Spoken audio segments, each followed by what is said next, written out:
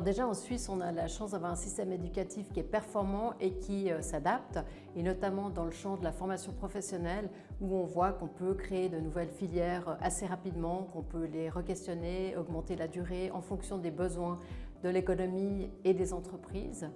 Et puis ensuite, on a tout un pan d'information de nos jeunes, de l'orientation qui est donnée à l'école, au cycle. Tous les jeunes du cycle ont un cours d'orientation scolaire et professionnelle pour leur parler des différents métiers. On a aussi un magazine qui s'appelle Le Génie des métiers qui est envoyé à tous les parents pour expliquer aux jeunes quelles sont les différentes filières.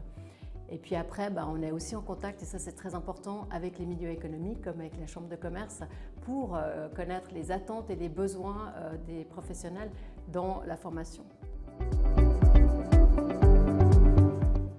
Alors d'abord, il faut expliquer aux jeunes qu'ils ont besoin d'un titre parce que maintenant, pour trouver un emploi, il faut avoir un titre, une certification. Et ensuite, effectivement, on leur explique qu'ils devront continuer à se former tout au long de leur vie. C'est normal et ça devient obligatoire parce que les métiers évoluent très rapidement. Et je pense que nous, on a aussi montré l'exemple.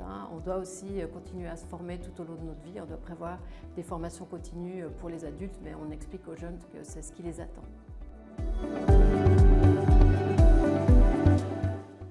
En fait, tout notre axe de communication, il est aussi fondé sur l'égalité dans l'accès à la profession, et on a aussi des plans d'action pour finalement lutter contre les stéréotypes par rapport à certains métiers, et on essaye de motiver les jeunes filles de s'orienter vers des filières techniques.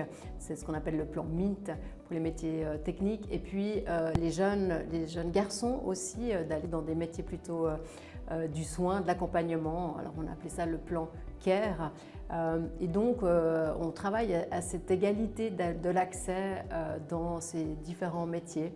Et puis on a la journée Futur en tout genre, où justement c'est pour casser un peu les stéréotypes par rapport au métier, où les jeunes filles vont aller sur le lieu de travail de leur papa et les jeunes garçons sur le lieu de travail de leur maman pour découvrir les métiers.